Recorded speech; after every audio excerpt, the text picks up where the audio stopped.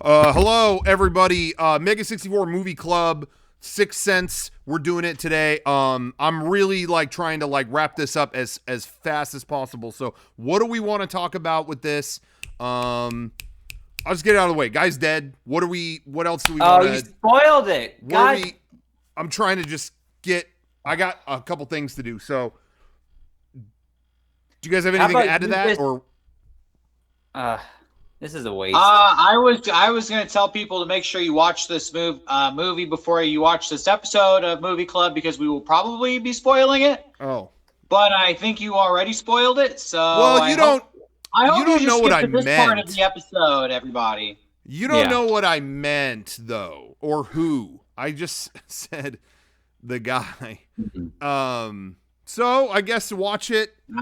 Nice. You're sitting there with your PS5 box and you ruined the movie for everybody. They're loving you right now. You're probably everybody's favorite person on this show. What a dick. You look terrible, Rocco, right now. I'm embarrassed for you. I got an appointment, and I don't want to get into what it is. I just have to. So that's okay. All right, I'll call it like it is. I made a mistake, and people do that, and it's fine. And I'm sorry. Okay, I forgive you. Okay, I apologize. I'll bleep out what I said. Okay, cool. Anyway. That would be best. Yeah, okay. Then if you've been watching so far, you don't even know what we're talking about because that was bleeped. Yeah. Which is for the best. I said Cent. I said shit or something, that's all. That's bleep too, I'm sure. Anyway, welcome everybody. Welcome to The Sixth Sense. This was my pick. I picked it because this is a movie that my dad took me to see in theaters back in '99. Yeah. I did not like scary movies, and I really didn't want to see it. And my dad told me, he's like, you have to see this movie with me. He's like, everyone's talking about it. And he said, it's like the ending, I hear the ending is so crazy. And so in my world, that meant extra scary. Yeah. I didn't think of a twist ever. I was like, oh my God, I don't even want to see this. Same here, Sean. Yeah.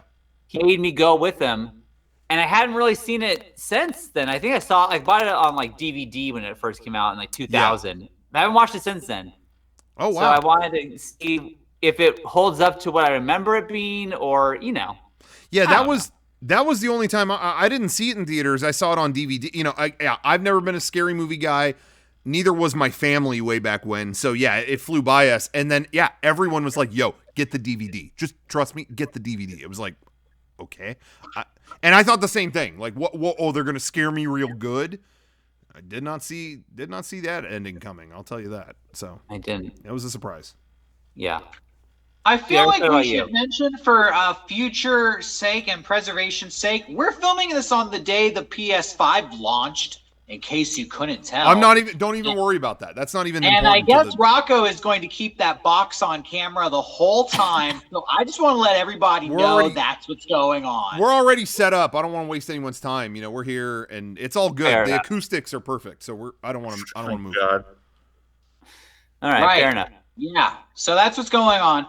I saw The Sixth Sense. I missed it in theaters. I remember the commercials being on TV, but I was one of the people who saw it on VHS. My friend rented it from Blockbuster. You know how you used to get videos for 3 days from Blockbuster? Yeah. I do. He got it, and then on the second day, he invited everybody in the neighborhood to come over and watch it. Mm-hmm. And then on the third day, we watched it again before we sent it back to Blockbuster. Nice. Oh, damn. Nice. So that was my experience with it. But this is Sean's pick, so yeah, there you go.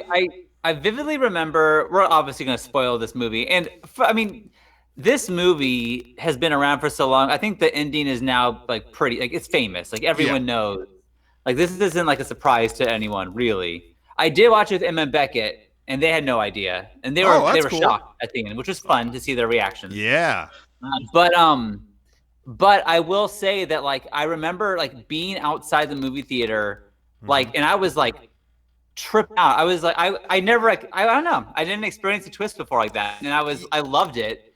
And this was the first time I ever had a thought which was with Haley Joel Osment. I thought he should win an Academy Award. I never really I didn't care really before this. Yeah. But I saw him. I'm like that. He was so good. He was really good. Cool than that. Pretty incredible. Yeah, and to your point about twists and stuff like that, I felt like those kind of got lost by the wayside. You know, you had like great ones like the ending of Planet of the Apes or things like that. Kind of, I felt like got kind of relegated to, this old movie has a crazy twist, you know, and I feel like I hadn't seen a really good one like that in a while. And I think this movie, and maybe, I don't know, maybe Derek, maybe you know more about it and you have a different perspective on it, but I feel like this one really reinvigorated the power of what a good twist can do in terms of, you know, a last act left turn that way. I feel like after this movie, people were chasing that dragon. You know what I mean? Yeah. Like it was like, oh, what's going to be the next movie? Even poor M Night Shyamalan himself was chasing that. Definitely. Like, oh, you got to have a bigger twist than that. We could do even crazier. You know, I don't know. I feel like I saw that a lot more after this one, but that's just me. Yeah, definitely. I just want to point out too, I'm broadcasting from my new house. I moved. Look at And- you. So what? So why all the shelves Bigger in your room. bathroom? You need all that in there? Look at this thing. Where is it? This is like being a news person. Over Oh, here, my V for Oh. Vendetta mask. I got this at Ooh. Comic-Con. What year did V for Vendetta come out? 2005? 2005. 5. Yeah. I got this 2005, which was cool for about a year. And Yep. then those guys Anonymous showed up. Uh-oh. Now when people walk into my like movie collection, they see my memorabilia. Oh, Terminator thing. Cool. Oh, I didn't know you were with those guys. Oh, okay. Oh my God. All right. And they get like, real quiet. Like they're going to turn me in or something. So Yeah, literally when we answered Derek's call here, I was like, "Oh, anonymous tribute." Oh, okay. Like Yeah, it just sucks. so- That's where it's at. it's a V for Vendetta tribute. That It's a tribute to them. That was one of the coolest giveaways they ever had at Comic-Con, though, when they were just I giving agree. everyone those masks, and it kind of tied into the movie too. We're done with Sixth Sense, by the way. We're moved on to V for Vendetta. Yeah. No, but anyway, that was a cool giveaway. I got one of those too.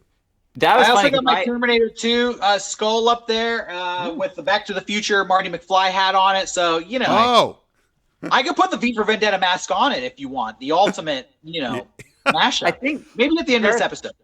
I was when they gave us masks. I got one. I was like so stoked about it. yeah. And then my dad saw it, and he never asked for anything. He's like, "Oh, it's a cool mask. If you ever, want that mask, I'm be happy to take that mask off you." It's, just fucking take it, Dad. But he has his on his wall too. He still has his. So Damn. it's a good mask. It's a good The one. night the movie came out, they were going for like $80 on eBay. I think I sold mine. I think That's at the time I wanted $80. But yeah, that the Terminator head looks cool, Derek. The only thing is the hat, the lighting on this call, it makes it look brown. I thought it was a fedora. And then I pictured the T-100 seeing Sarah Connor and going, "Milady."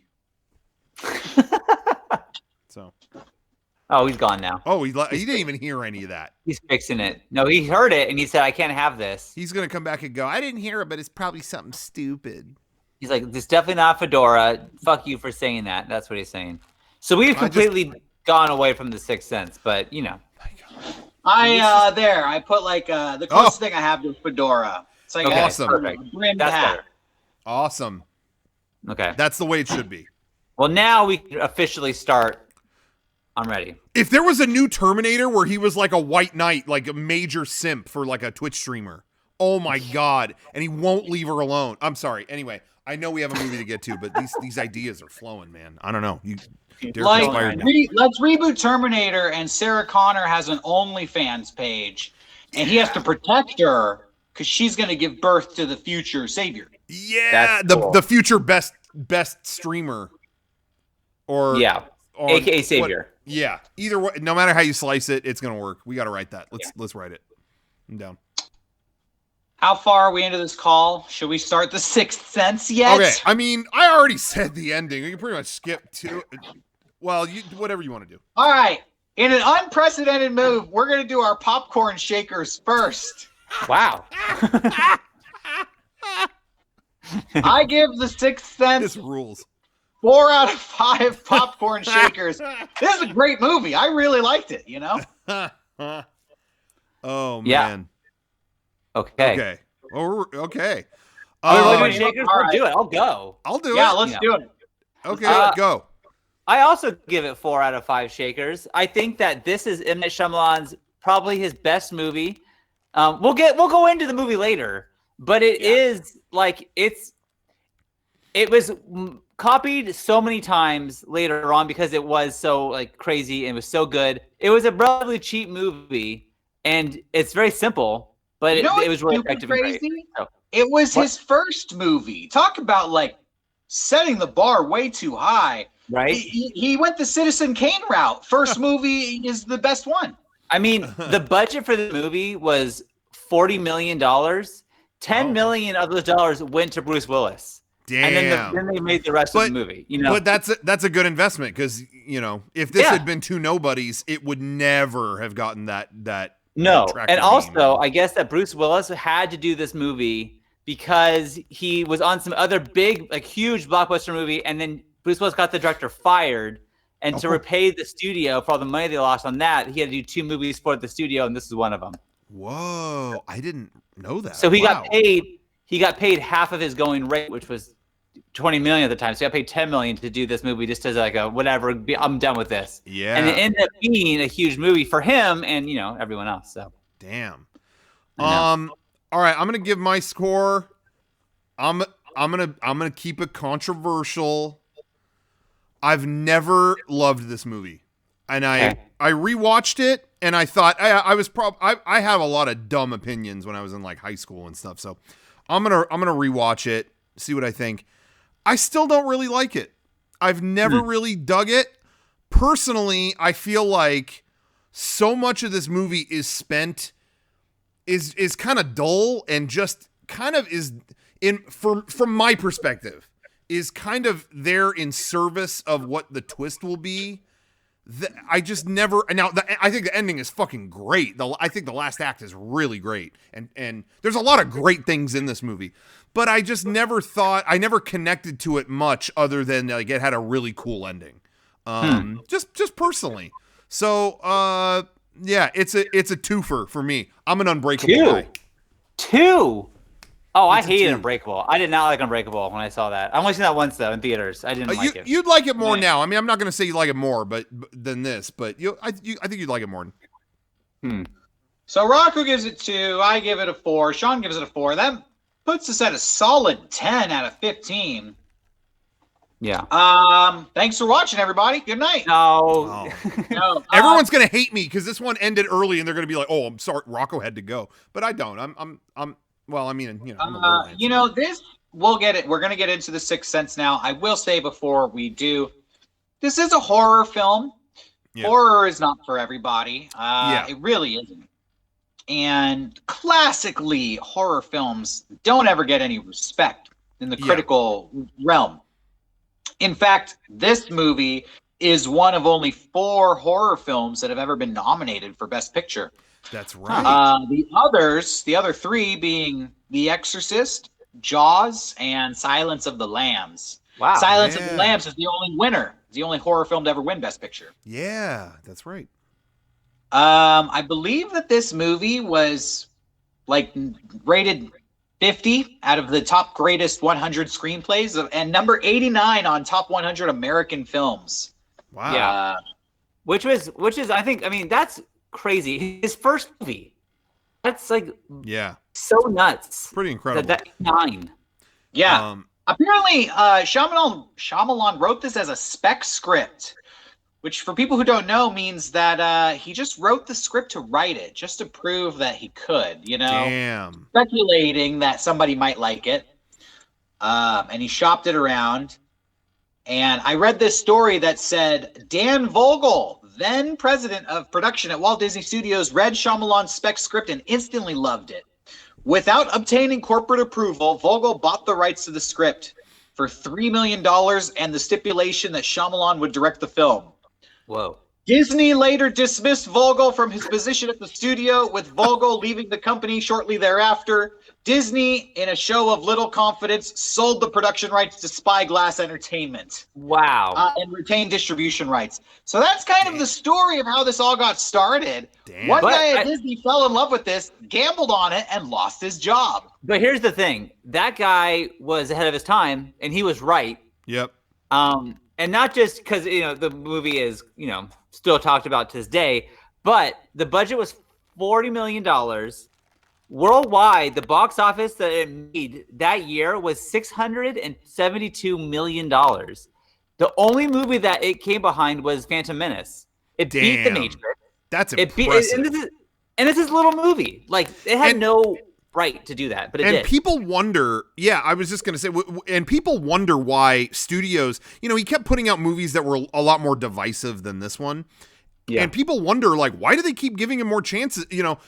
Studios keep giving this guy money, and are they getting a return on this? Like, doesn't seem like, it seems like people are kind of polarized, but you see why they did that. It's like, this guy banked so much goodwill with this studio or whatever, or in the studio system that, like, people were eager to, like, give him another shot, This movie made $500 million. Over $500 million.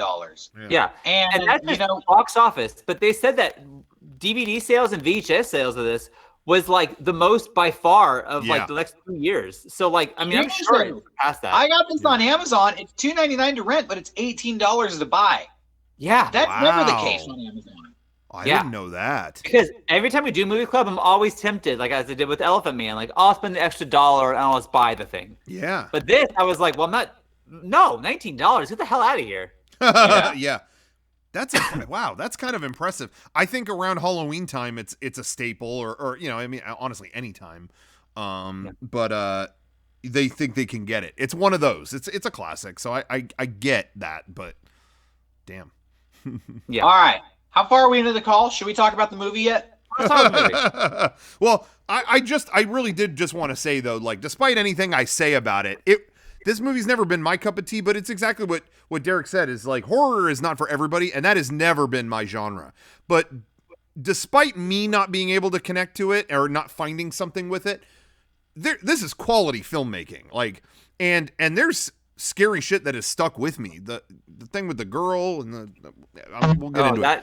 But made me so bad as a kid. Creepy stuff. But this is quality filmmaking. I'm not in any way saying, yo, this guy fucked up, or anything. But different strokes. So yeah, that's all I wanted to get out there. And now that I've silenced my phone, oh yeah, I get a text message every fucking podcast I do. Let's get into it. So the movie opens with a cool opening shot of a light bulb. Wow, what a genius. And we're in a cold cellar. Bruce Willis's wife is in the cellar getting wine. Bruce Willis lives in a bougie house in Philadelphia. I guess in the 90s, mansions were still available in Philadelphia. That was when I got mine, I think.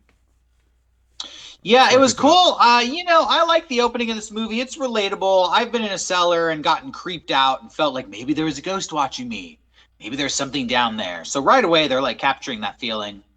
They're grabbing wine. They come back upstairs and they're like sloshed. Bruce Willis is drunk off wine. She tells me he sounds like Dr. Seuss when he's drunk, right? Yeah. Shyamalan is a G when it comes to filmmaking, because he does this brilliant move in the first 3 minutes of this movie where Bruce Willis has been presented with an award. It's like a framed plaque on a mirrored metal plate. And it says all these great achievements about him, and they just basically read the character description while you're watching the reflection of the character reading it. Wow. Yeah. It's visual, it's storytelling. It's really smart. I thought the same thing too. Now watching it again, I'm like, oh, this is really clever to get you to know who he is instantly. Yeah, and then he makes a good joke like, "Ha, yeah, it's impressive. We should hang it in the bathroom." Shyamalan's coming out with that big director energy right out the gate. Then there's a home invasion. Well, these two are about to have sex. They're about to get it on, but they're interrupted by a home invasion, which, according to IMDb, home invasion is a director's trademark of M Night Shyamalan. Oh. You know, Yeah. some directors have like, you know, Spielberg has like the whimsical push it, and Tarantino has like cool clothes. Well, apparently Shyamalan is known for home invasion. Hey, and let me say to that point, for me, something Shyamalan does really well is, you know, obviously this is more in the horror department, but he brings elements of that into all his movies. You know, Signs, is that a horror movie? I mean, maybe a little, maybe parts of it, maybe whatever. Has some of the scariest scenes ever in it. But something that has stuck with me forever to what you're bringing up about home invasion, something I think about all the time is that one little moment. There's a moment in Unbreakable where a guy just goes to someone's house and knocks on the door, and they're like, "Hi, can we help you? I like your house." Yeah, Oh, I mean, yeah. a guy just like overpowers a family, like just takes their house. That is one of the fucking creepiest concepts in a movie where a guy just did that, you know. And so yeah, home invasion is definitely. And now I'm thinking about it. That's in Glass. That's in I've never realized that until right now. That's crazy.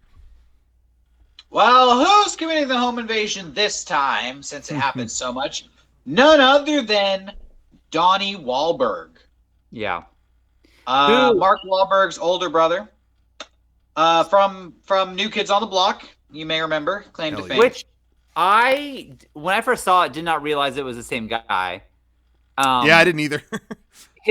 The choice of having him in like those briefs was so fucking scary to me as a kid. Like, that is like, he's not only in your house, now he's taking his clothes off. Like, what the fuck is happening? Yeah, the whole. If anybody out there is a fan of the TV show Entourage, you know Entourage is based on the life of Mark Wahlberg, and there's the main character Vincent Chase has an older brother who is kind of a washed-up actor named Johnny Drama, and that is based off of Donnie Wahlberg. So when we see Donnie Wahlberg in this movie, we could just think of him as Johnny Drama, if there are any Entourage fans out there.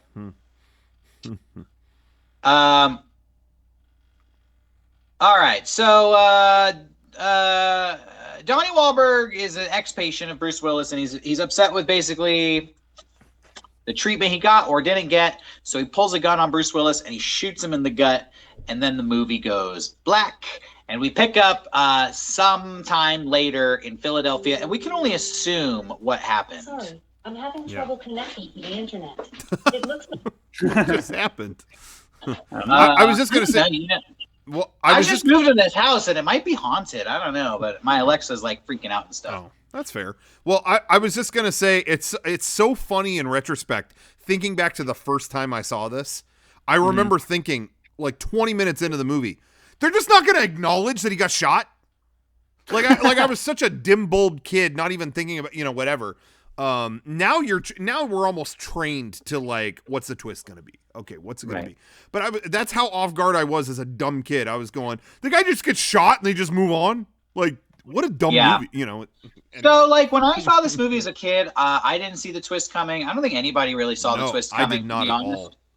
And I wish I could go back and see it with fresh eyes. I feel like it's impossible to do that now, and it kind of bums me out because I can't.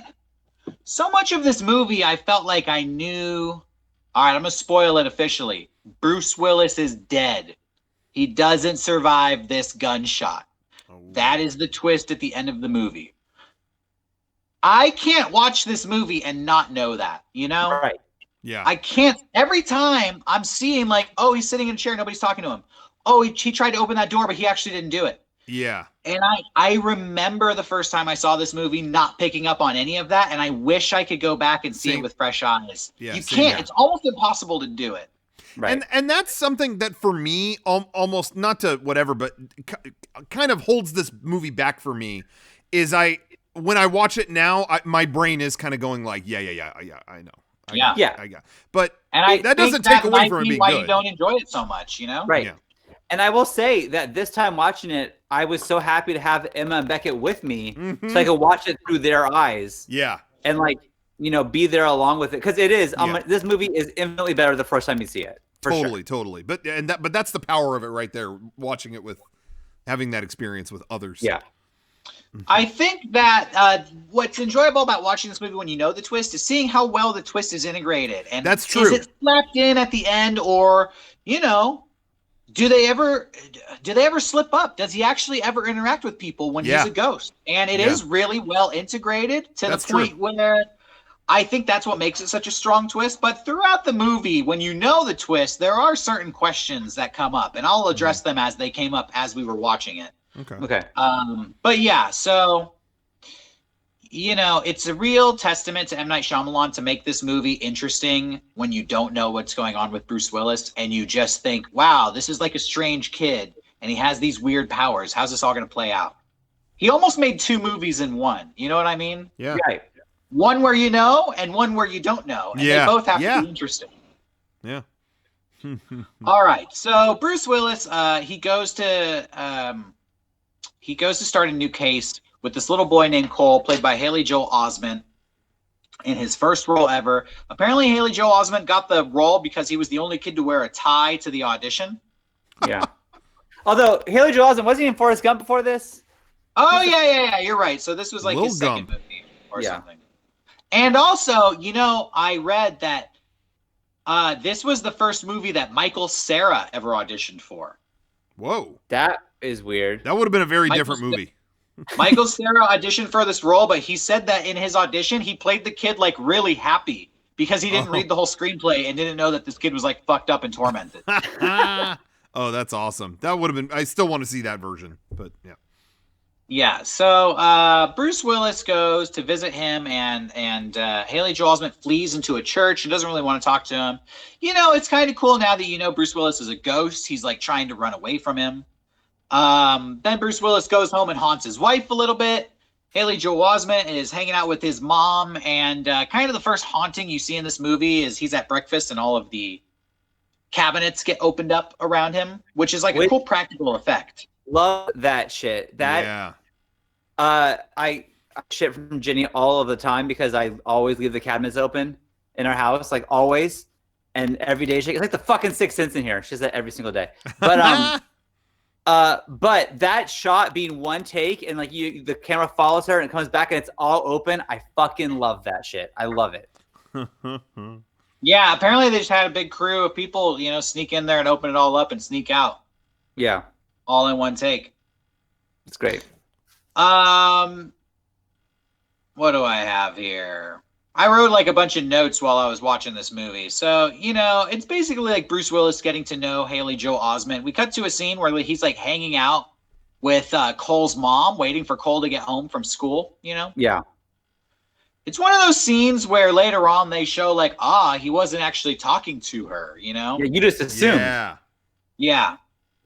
But I'm thinking like, so does he think he's having a conversation with her? I mean, he doesn't know he's a ghost. Does he notice that nobody's ever talking to him? Or, is his existence in this movie like us, where he just jumps from scene to scene and never thinks about what happens in between? I kind of think that's what it is. Like, I think that like you just see what he experiences.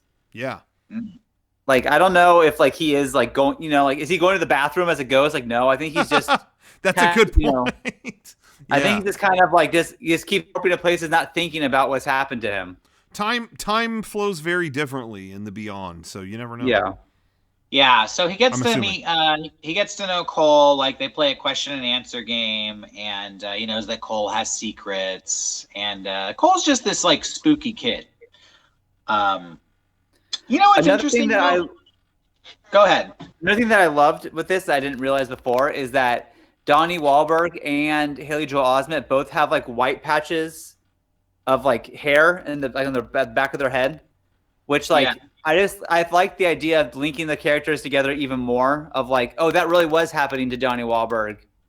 This was all happening to him, and like just that sign, a little nod to it of like, yeah, they're the same. Yeah. Yeah, so how many people have the Sixth Sense in Philadelphia? That's right. Great. Huh. Right. Yeah. I was watching the mind reading scene, and Bruce Willis is sitting there in the living room. He's like, I want to talk to you. And Haley Joel Osment keeps like looking off to his mom, like in the next room. And I'm just thinking like, okay, well, I know what's going on here. This kid's seeing a ghost and he doesn't want his mom to think he's crazy. So, right. It's totally different when you watch the movie knowing the twist. It goes from like, wow, this kid's really weird and reserved to, no, this is a completely logical response to I'm seeing a ghost and I don't want my mom to hear me talking to nobody and think I'm a psycho. Yeah. So I It took me sympathize. to, like, the third time to realize that Haley Joel Osment knew he was a ghost the whole time. Like, I was like, I had thought about the movie for like a year and then watched it again and watched it again. Like, wait a minute, he knew the whole fucking time. He knew. I don't know. I just never put that together. All I see is a smart kid. Right? Yeah. Bruce Willis, basically for the first part of this movie, he's like haunting his wife, but he doesn't know it. He just thinks their marriage is falling apart.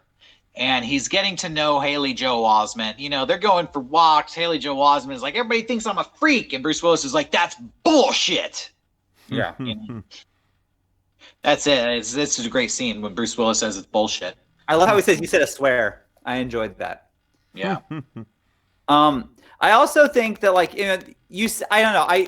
I've never watched this movie with the perspective of a parent before, and now I'm coming from this as I'm like in the mom. I see her as like I'm more relatable to her, and like I honestly like got choked up several times in this movie because she just wants to help her kid and she doesn't know what's wrong with him, and like you see her like anguish and heartbreak, and it is like, man, like she just wants to help him and she doesn't know what the fuck is going on here. It's like it's heartbreaking and really good. Yeah, that actress Toni Collette, she went on to do a lot of other famous horror movies. Most recently, she was in Hereditary. She was in Fright Night a few years ago. She said that she didn't realize this movie was a horror film when she first made it, not until she saw it in theaters, because she thought it was just a really emotional piece. Yeah. So I guess she considered it a drama or a Right, which I see, and that's how she played it, and she was great in that. Yeah, and I could see that too, because this movie doesn't have all the typical whatever of horror. You know what I mean? Like it. Yeah. I get that, and I think that's what makes it a more interesting movie. Generally, it's more Like, interested in the drama. I would even say, like, I don't know if I even qualify it as horror, more like a suspenseful. Yeah. It's suspenseful. That's kind of Like, how a horror movie is like slasher. I think of something a little different than this. Sure. Maybe. For what me. do you call this one a suspense, eh? That's what I would do. That's me. Bruce Willis and Cole are hanging out now. Bruce Willis starts talking to him about like free writing and disassociative writing. And they showed this scene where Haley Joel Osment is writing all this fucked up shit like kill and you're gonna die, god damn it. And he talks about like I drew fucked up shit like a guy getting stabbed in the neck with a screwdriver. I feel like every movie with a spooky kid has this scene in it. Look at all the fucked up shit this kid drew. If I was going to write a scary movie about a spooky kid, it would be 100% this scene. Get a bunch of kids together in a room. Look at all the fucked up shit they're drawing and writing. I'm going to fucking murder everybody in here. And then their parents come in and just react to it. Holy shit. I can't believe my daughter wrote that. What the fuck? Classic child horror trope there. Yeah. I don't know. I'm just vamping. I'm going off my notes because I just wrote a bunch of bullshit. Yeah, Apparently Bruce Willis can change clothes as a ghost. That's cool. Yeah, which I did read after I was looking this stuff up, that all the stuff he wears this are things that he touched the night you see him, like the night he died. So like either he was wearing it or he had it with him. Yeah. So like another little clue is that like everything that he had with him is what he has as a wardrobe now. That's awesome. Yeah. So basically, if I remember correctly, like at this point, Haley Joel Osment is clearly like an outcast kid. He's weird. No one likes him. But he gets invited to a birthday party. And then what is it? There's something with the color red in M Night Shyamalan, right? He has like a thing where it's like, if you see red, you're fucked, or your character's fucked. I think is what it is. Or I read something like that. Like like in The Village, right? Was it red or was it yellow? Yeah, no. Might have been yellow. No, they did something with red. In this movie, red, he uses that to signify danger or heightened emotion. I think he repeats that in The Village. Yeah. Yeah, I mean, if we're dragging this out, I could speed towards the end. Bruce Willis doesn't believe that Haley Joel Osment can see ghosts, even though Haley Joel Osment confesses this is his secret. Right. Until he goes back and reviews those old tapes from Vincent, the guy who shot him. And he can hear in the white noise a presence of some Spanish-speaking ghosts because, the spookiest ghost speaks Spanish. Spanish is the scariest language. We know that. I mean, another thing I love about proven this, by Resident Evil 4. I was What? just going to say. Yeah. Another thing that I love about this movie is you don't see any other ghosts but Bruce Willis till Haley Joel Osment tells him that I see dead people, which I think is really cool. Like the movie kind of changes from that moment, and then you just start seeing the shit that he's seeing. Before, you see, you don't see the ghosts, but you just know that they're fucking with him. Like you hear them behind that little door in that party house. The haunting breakdown is they open up all the drawers in his kitchen at about 5 or 10 minutes into the movie. And then at that birthday party, he hears the ghost scratching from inside the crawl space. That's 45 minutes into the movie. Yeah. And then he sees like the abusive mother ghost 55 minutes into the movie. So it's about an hour before you start actually seeing any of these hauntings personified, like actually on screen, which I think is cool. I think it's a pretty good slow burn. And then the second half of the movie is just like boom, boom, boom, boom, boom, one haunting after another. Yeah. Bruce Willis becomes convinced that Haley Joel Osment can in fact see ghosts, and he wonders like, well, why? What do these ghosts want? Maybe they want you to help them. Haley Joel Osment gets haunted by this girl who is vomiting, and he finds out that she recently died and is having a wake. So him and Bruce Willis go to it, and there he sees the ghost of the girl, and she shows him a videotape of her stepmom poisoning her, which Haley Cole, the character Cole, shows to the father and saves like the little girl's sister from having the same fate. Right? Fucked up. That fucked me up as a kid. Totally fucked up.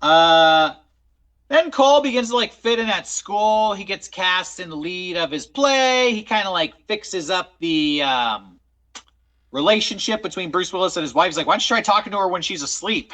Which is great advice. Yeah.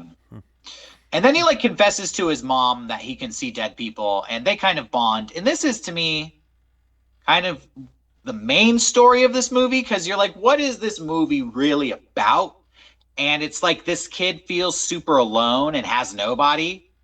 And his mom doesn't understand him. She doesn't understand what's going on. So then he finally like confesses this to her and explains the story with the grandma, and brings it full circle. And she kind of like learns to understand her son a little bit. Yeah. Which I will say, I was not prepared for this, but when he's confessing to her and she's reacting to it, I teared up. I was not prepared for that in this movie. But like it was such, the acting for both of them was like, these guys are fucking killing this, and it was so touching. I don't know, it was good. It was good for me. Yeah, and then the big twist at the end is Bruce Willis goes home and talks to his wife and realizes that he's been thinking this whole movie she's depressed and is going to divorce him, but he realizes she's depressed because he's dead, and he suddenly realizes he's been dead the whole time, and they kind of like flash through all of these moments that, man, you just spoiled it. Now make sense. Yeah. So I feel like if you watch this movie club, you've seen this movie. I'd be shocked about it. So you probably know about it. you know. But yeah, I think that overall, I think I like Signs more than this, but this is very close to being my favorite M Night Shyamalan movie. Yeah, that I really did. I think Unbreakable is my favorite. But Signs is such a good time that I like it a lot. I'm not gonna say Village is like the most killer movie, but had a good time with that. I mean, I've always liked Shyamalan. Even this, I might have dinged it in the score, but who else was doing this? Like I've always enjoyed his stuff. I mean, I'm not watching that Airbender stuff, but right.